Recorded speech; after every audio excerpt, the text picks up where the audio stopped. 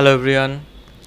Chains man এই TV সিরিজটা দেখলাম 2022 সালে একটা সিজন বের হয়েছিল। তো সেই সিজনটা প্রথম সিজনটা আমি দেখলাম।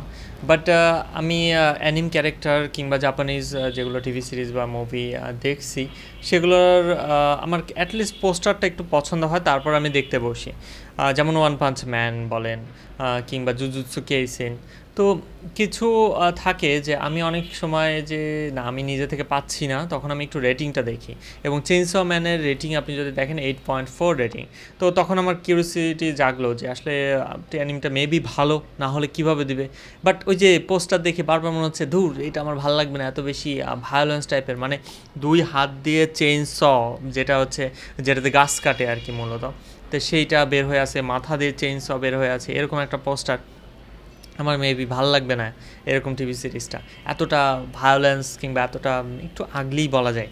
তো মনে হচ্ছিল সেরকমটা। বাট যখন আমি দেখা শুরু করলাম, প্রথম অবশ্যই যেগুলো ভালো লাগে সেগুলো প্রথম এপিসোড দেখলে যে ভালো লেগে যাবে তা না, বাট কনসেপ্টটা বোঝা যায়। তো এখানে কনসেপ্টটা হচ্ছে নায়ক আসলে খুবই লোলি একটা বস্তির মানুষের মতো, তার বাবার ঋণ শোধ করতেছে এরকম একটা অবস্থা। সে ডেভিলদের মারে, হান্ট করে, শিকার করে এবং সেই ডেভিলদের আবার বিক্রি করে। তো এরকমভাবেই আসলে এই ওয়ার্ল্ডটা ডেভিলে ভরপুর।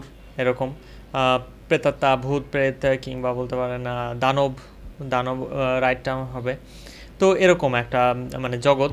তো সেই জগতে নায়কের সাথে একটা ছোট একটা বলতে পারেন কুকুরের দেখা হয়, যে কুকুরটার মাথা দিয়ে চেইনস বের হয়ে আসে এবং সেটাকে সে ইউজ করে।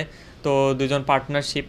তো অ্যানিওয়ে স্টোরিটা জমে যায় এবং আলটিমেটলি আমি পুরোটা ব্যাখ্যা করছি না, আলটিমেটলি নায়কের মধ্যে সেই শক্তিটা আসে যে সে চেইনস ম্যানে পরিণত হতে পারে এবং দানবদের সাথে ফাইট করতে পারে। বাট এটা প্রথমে আমি একটু সতর্ক করি, আরও আগেই সতর্ক করা উচিত ছিল। এটা কিন্তু মোটেও ছোটোদের মুভি না। একে তো ভায়োলেন্স, তারপর সেক্সুয়াল ব্যাপার আছে এই মুভিটা, এই টিভি সিরিজটা টোটালি একটা সেক্সুয়াল বড়দের একটা মানে প্রতি পরদে আসলে সেক্সের ব্যাপারটা চলে আসে এবং অনেক কিছুই দেখায় সেক্স রিলেটেড। তো অবশ্যই এটা ছোটোদের না, সেটা অবশ্যই মাথায় রাখবেন। ফ্যামিলি তো অবশ্যই না, ফ্যামিলি নিয়ে দেখার মতো মুভি যে ফ্যামিলির ছোট বড় বৃদ্ধ সবাইকে নিয়ে দেখবেন এমনটাও না। সো এগুলো অবশ্যই মাথায় রাখবেন। প্লাস এটার কিছু কনসেপ্ট আছে যেগুলো একটু গ্রোন আপ মনে হয়েছে আমার কাছে, সেদিকটাও ব্যাপার আছে যে ফাইটিং আপনার অনেক লেভেলের মানুষেরই পছন্দ হয়, কিন্তু এতটা ভায়োলেন্স মেবি সবার পছন্দ হবে না। প্রচণ্ড ভায়োলেন্স আছে, কাটাকুটি থেকে শুরু করে, আর চেইন সব ব্যাপারটা দেখতে আগলি লাগে।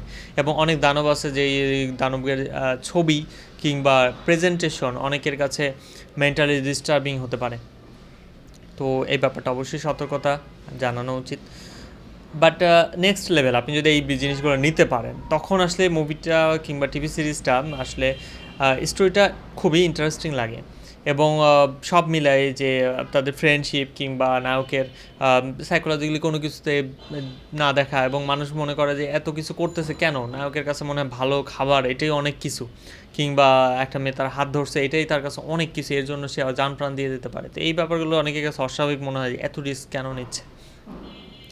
তো অ্যানিওয়ে মানে পড়তে পড়তে ওয়ান পাঞ্চ ম্যান আপনারা যদি দেখে থাকেন, সো অনেক কিছুই লজিক্যালি যায় না। তো এরকম চেইনস ম্যানের ব্যাপারেও। বাট যদি আপনারা এ ধরনের অ্যানিম নিতে পারেন, তাহলে এই অ্যানিমটা আপনার অনেক ভালো লাগবে, নিশ্চিত থাকতে পারেন। এটার মধ্যে সেই মাল মশলাটা আছে, এই অ্যানিমটা ভালো লাগার মতো। আমি টোটালি 8.4 যে রেটিং আছে এটাকে আমি 9 দিতে পারি। বাট এই 8.4-এর সাথে আমি ডিসএগ্রি করি না। টোটালি যথেষ্ট ভালো একটা TV series. Well, I think আমি সব কাভার করছি। আপনারা যদি দেখেন তাহলে কেমন লাগে অবশ্যই আমাকে জানাবেন। বাট নাও দেখতে পারেন। আমার রিভিউটা এই জন্যই দেওয়া যে আপনাদের জন্য এই টাইপের যদি স্টোরি না হয় তাহলে আপনারা দেখেন না, শুধু শুধু আপনাদের খারাপ লাগবে কিংবা 2-3 এপিসোড দেখার পর নিতে পারবেন না। অ্যানিওয়ে, ভালো থাকবেন সবাই। আমার রিভিউ এপিসোড কেমন লাগে অবশ্যই জানাবেন।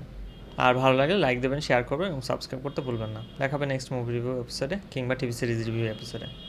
বাই।